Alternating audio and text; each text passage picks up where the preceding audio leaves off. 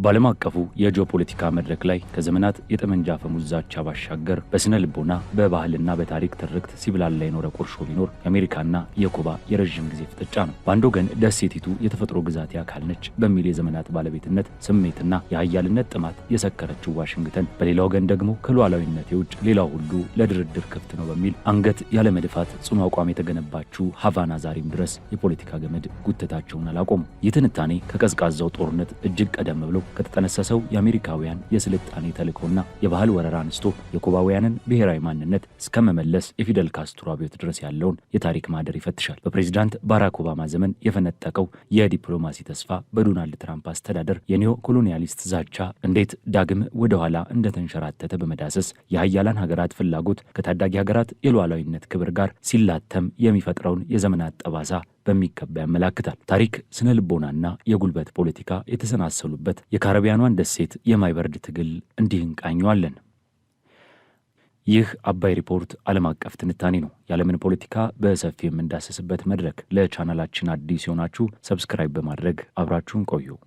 የዓለም አቀፉን የፖለቲካ መድረክ ትኩሳት ከሚያጎሉና የዘመናት የታሪክ ጠባሳ ከሚያንጸባርቁ ግንኙነቶች መካከል የአሜሪካና የኩባ ጉዳይ ግንባር ቀደሙን ስፍራ ይዛል። ይህ ፍጥጫ ከቀዝቃዛው ጦርነት እጅግ የራቀ ስር የሰደደና የሁለቱን ሀገራት የስነ ልቦና የባህልና የፖለቲካ አቋም ፍጥጫን የሚያሳይ ጥልቅ የታሪክ ትርክት ነው። በቅርቡ የአሜሪካው ፕሬዝዳንት ዶናልድ ትራምፕ አስተዳደር በኩባ ላይ ያሳየው ጠንካራ የፖለቲካ ትኩረት፣ የጣላቸው ማዕቀቦችና ያሰማቸው ዛቻዎች እንዲሁም በደሴቲቷ የባህር ዳርቻዎች አካባቢ የተደረጉት በርካታ የስለላ በረራዎች የሁለቱን ሀገራት ግንኙነት ዳግም ወደ ውጥረት አምጥቶታል። ይህ ሁኔታ የጦርነትና የወረራ ቅድመ ዝግጅት ድባብን የፈጠረ ቢመስልም የችግሩ መሰረት ግን ከዚህ የፖለቲካ ክስተት እጅግ የጠለቀ ነው። የኩባ መንግስት ከትራምፕ አስተዳደር ጋር እንደ ስደት፣ አደንዛዥ እጽ ዝውውርና የኩባ አሜሪካውያን የኢንቨስትመንት እድሎችን በመሳሰሉ ጉዳዮች ላይ ለመደራደር ፈቃደኛ መሆኑን ቢያሳይም አንድ ቀይ መስመር ግን አስምሯል። እርሱም የኩባ ሉዓላዊነት ለድርድር የሚቀርብ አይደለም የሚል ነው። ይህንኑ ሀሳብ የአሜሪካዊቷ ጋዜጠኛ ክሪስተን ዌልከር የኩባውያን ፕሬዝዳንት ሚጌል ዲያዝ ካኔልን ቃለ መጠይቅ ካደረጉ በኋላ በሚገባ ተረድተውታል። ጋዜጠኛዋ እንዳስቀመጡት አሜሪካ የኩባን መንግስት ማን መምራት እንዳለበት፣ ምን ማድረግ እንዳለበት ወይንም እንዴት ማስተዳደር እንዳለበት ለመንገር መሞከሯ የኩባውያንን ስነ ልቦና በእጅጉ የሚጎዳና ቁጣቸውን የሚቀሰቅስ ተግባር ነው። ምክንያቱም ይህ አካሄድ የሀገሪቱን የሉዓላዊነት ጽንሰ ሀሳብ በቀጥታ የሚገዳደር በመሆኑ ነው። ይህ የአሜሪካ ኩባን የመቆጣጠር ተጽዕኖ የማሳደርና የማስገደድ ጥልቅ ፍላጎት ከዶናልድ ትራምፕ አስተዳደርም ሆነ ከቀዝቃዛው ጦርነት ዘመን እጅግ የቆየ ነው። የዚህ የጥላቻና የበላይነት ስሜት ስረ መሰረት ለመረዳት በ1906 ፕሬዝዳንት ቴዎዶር ሩዝቬልት ስለ ኩባ የተናገሩትን ቃላት ማስታወሱ በቂ ነው። ሩዝቬልት በወቅቱ በዚያች እርጉምና ትንሽ የኩባ ሪፐብሊክ ላይ እጅግ ከመበሳጨት የተነሳ ህዝቦቿን ከምድረ ገጽ ላጠፋቸው እመኛለሁ በማለት የውስጥ ስሜታቸውን ገልጸው ነበር። አሜሪካ ከኩባውያን ስትፈልግ የነበረው ብቸኛ ነገር ቢኖር አሜሪካ ጣልቃ እንድትገባ ሳያስገድዷት በጸጥታና በብልጽግና እንዲኖሩ ብቻ እንደነበር ነው። ነገር ግን ኩባንያው ምንም ምክንያት የሌለውና ተገቢ ያልሆነ አብዮት መጀመራቸውን በቁጭት ተናግረው ነበር። በእነዚህ ሁለት ጎረቤት ሀገራት መካከል ያለውን የአሁኑን የፖለቲካ ለመግባባትና የታሪክ መቋጠሪያን ለመፍታት ይህንን የተንዛዛና ውስብስብ የታሪክ መስመር ወደኋላ መለስ ብሎ መቃኘት ያሻል። እንደ አውሮፓውያን አቆጣጠር በ1823 የመጣው የሞንሮ ዶክትሪን አሜሪካ በመላው የአሜሪካ አህጉር ላይ ያላትን የበላይነት ለማረጋገጥ ያለመ ቢሆንም ኩባ ግን ምንጊዜም የዋሽንግተን ልዩ ትኩረት ማረፊያ ነበረች። አሜሪካውያን ከእንግሊዝ ቅኝ ግዛት ነፃነታቸውን ካወጁበት ጊዜ ጀምሮ ኩባ የህብረታቸው አካል እንደምትሆን በጽኑ ያምኑ ነበር። ተከታታይ የአሜሪካ አስተዳደሮች ኩባን ለመግዛት አጠቃለው ለመያዝ ወይንም በተለያየ መንገድ ለመቆጣጠር ሞክረዋል። ይህንንም የሚያደርጉት በስበት ህግና በጂኦግራፊያዊ አቀማመጥ ምክንያት ኩባ የአሜሪካ አካል መሆኗን የማይቀር የተፈጥሮ ህግ ነው በሚል እሳቤ ነበር። ከዚህም ባለፈ ኩባን መቆጣጠር የራሳቸውን የፈጠሩት የስልጣኔ ተልዕኮ አካል ተደርጎ የሚቆጠር ነበር። የኩባውያን የነጻነት ትግል በ1898 ፍሬ አፍርቶ የስፔን ቅኝ ገዢዎቻቸውን ድል ባደረጉበት ወቅት አሜሪካ የኩባን ሙሉ ነጻነት ለማክሸፍ ጣልቃ በመግባት ደሴቲቱን በወታደራዊ ኃይል ተቆጣጠረች። በወቅቱ ከኩባ ህዝብ 1/3 የሚሆነው የቀድሞ ባሮች ወይንም የቅይጥ ዘር ውጤቶች ነበሩ። በኩባ የአሜሪካ አስተዳደር የነበሩት ሊዮናርድ ውድ እነዚህ የህብረተሰብ ክፍሎች ራሳቸውን በራሳቸው ለማስተዳደር ገና ብቁ አይደሉም የሚል መከራከሪያን ያቀርቡ ነበር። ከዚህ ጀርባ ግን ጥልቅ የሆነ የፖለቲካና የደህንነት ስጋት ነበር። በተለይም በደቡብ አሜሪካ የነበሩት የቀድሞ የባሪያ አሳዳሪዎች በጎረቤታቸው ሌላ ሄይቲ እንድትፈጠር አይፈልጉም ነበር። በ1804 የሄይቲ ባሮች ከፈረንሳይ ቅኝ ገዢዎች ላይ ነጻነታቸውን በኃይል ነጥቀው የፈረንሳይን አብዮት ያቀነቅን የነበረውን የነጻነት የወንድማማችነትና የእኩልነት መፈክር በማስተጋባት በመግባባት ሀገራቸውን መመስረታቸው በአሜሪካውያን ዘንድ ትልቅ ስጋት ፈጥሮ ስለነበር በኩባም ተመሳሳይ ታሪክ እንዳይደገም በከፍተኛ ጥንቃቄ ይሰራ ነበር። የአሜሪካ ወታደራዊ ወረራ በኩባ በ1902 አብቅቶ ኩባ መደበኛ ነጻነቷን ብታውጅም ይህ ነጻነት ግን ሙሉ አልነበረም። አሜሪካ በኩባ ህገ መንግስት ውስጥ ባካተተችው ድንጋጌ መሰረት ዋሽንግተን የኩባ ህዝብ የመሪ እጅ ያስፈልገዋል ብላ ባመነች ቁጥር ወደፊትም ጣልቃ መግባት መብትን ለራሱ አስጠብቃ ነበር። ይህ ጣልቃ ገብነትም በተደጋጋሚ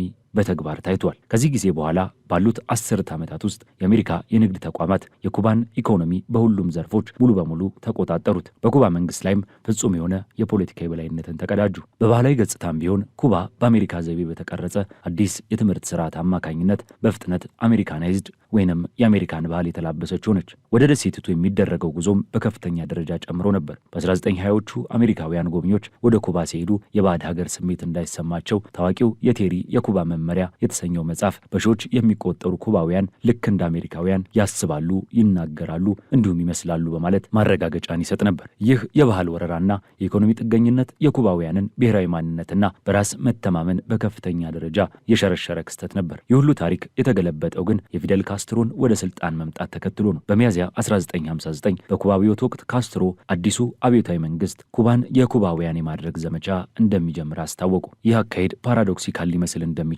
ያብራሩት ካስትሮ ኩባውያን የኩባ የሆነችውን ነገር ሁሉን አሳንሰው የመመልከት አባዜ እንደተጠናወታቸው ተናግረዋል። በደሴቲቱ ባህል፣ ፖለቲካና ኢኮኖሚ ላይ አሜሪካ በነበራት እጅግ ሰፊ ተጽዕኖ የተነሳ ኩባውያን በራስ የመጠራጠር የበታችነት ስሜት ውስጥ ወድቀው እንደነበር አብራርተዋል። በወቅቱ የነበሩት አሜሪካዊቷ ጋዜጠኛ ኤሊዛቤት ሰዘርላንድም ይህንኑ ሐሳብ በመጋራት ኩባውያን በቀኝ ግዛት ስር በወደቁ ህዝቦች ላይ የሚታዩ አይነት የባህል የበታችነት ስሜት ይሰቃዩ እንደነበር ታዝበው ነበር። ይሁን እንጂ ይህ የካስትሮ ግልጽና ቀጥተኛ አቋም በሰሜን አሜሪካውያን ዘንድ የተተረጎመው በተለየ መንገድ ነበር። በአሜሪካውያን እይታ የካስትሮ ንግግር ቢቀል እንደ ውለታ ቢስነት፣ ቢከፋ ደግሞ እንደ ትልቅ ስድብ ተቆጠረ። ታዋቂው የአሜሪካ የብሮድካስት ጋዜጠኛ ዋልተር ክሮንካይት ይህንን ስሜት ሲያስታውሱ የፊደል ካስትሮ በኩባ ወደ ስልጣን መምጣት ለአሜሪካ ህዝብ እጅግ አስደንጋጭ ክስተት ነበር። ይህ ሁኔታ ኮሚኒዝምን በተግባር ወደ ደጃፋችን አምጥቶታል። ኩባ ለአሜሪካውያን የመዝናኛ ስፍራ ነበረች፣ እኛ የዩናይትድ ስቴትስ አካል አድርገን እንቆጥራት ነበር ብለዋል። የኩባ አብዮታዊ ፕሮጀክት የልብ ትርታ